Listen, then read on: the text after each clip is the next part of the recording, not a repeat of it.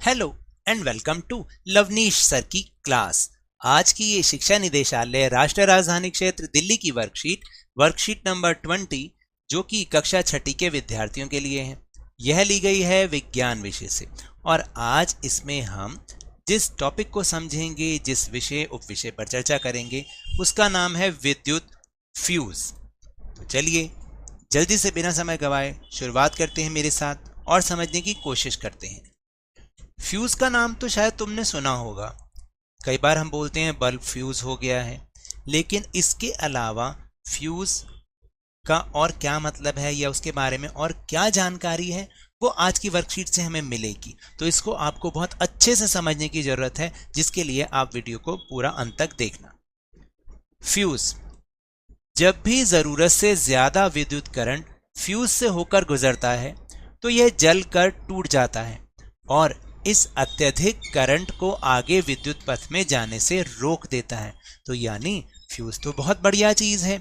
देखिए, विद्युत धारा का प्रवाह तो तार में से होता ही रहेगा और कई बार ज्यादा वोल्ट का या जो ज्यादा करंट जो है वो उसमें बहना शुरू हो जाता है, लेकिन ये जो फ्यूज का काम है एक तरह से उसको रोकने का काम करता है। यानी अगर बहुत तेजी से करंट आएगा, यानी ज्यादा वोल्ट का करंट आएगा, तो ये जो फ्यूज है वो जलकर टूट जाता है, क्योंकि ये बहुत ही पतली तार से बना हुआ होता है।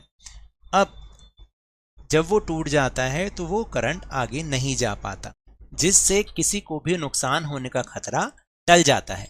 इसलिए यह अत्यधिक करंट विद्युत उपकरण जैसे पंखा, टीवी, वॉशिंग मशीन आदि तक नहीं पहुंच पाता।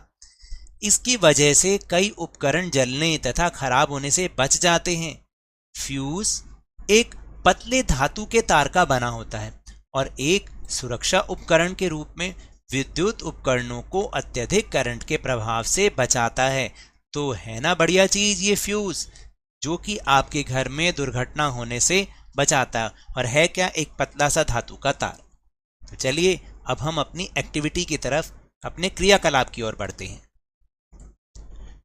क्रियाविधि, दिए गए चित्र में बताओ कौन सा बल्ब फ्यूज्ड है और क्यों।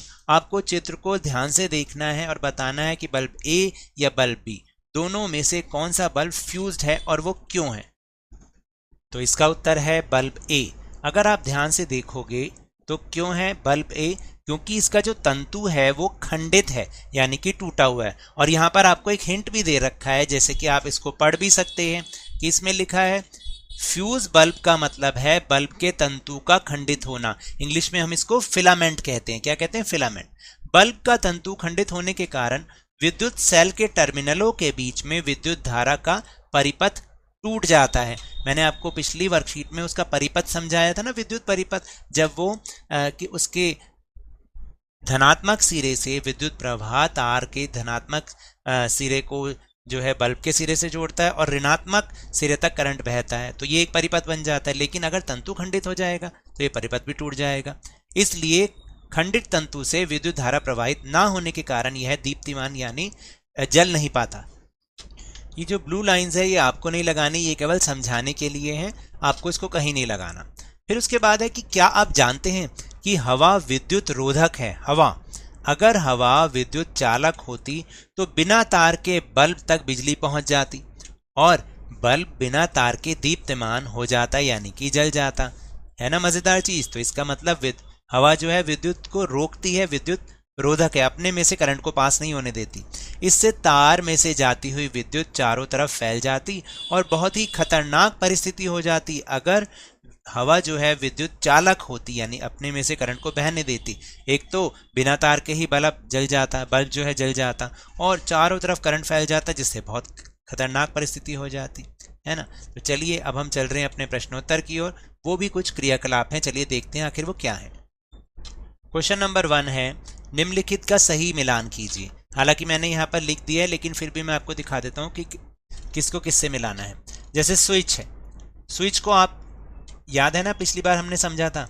स्विच क्या है? एक सरल युक्ति है जो कि विद्युत परिपथ को जोड़ सकती है या तोड़ सकती है। यानी जब बंद कर दोगे तो तोड़ देगी विद्युत परिपथ को और जब ऑन कर दोगे तो जोड़ देगी। फिर इसके बाद है फिलामेंट। फिलामेंट अभी जो मैंने बताया था, तंतु, बल्ब का तंतु, विद्युत धारा के प्रवाह से दीप्तिमान हो जाता है, जिससे बल्ब जल जाता है। फिर इसके बाद है विद्युत रोधक। विद्युत रोधक क्या होता है?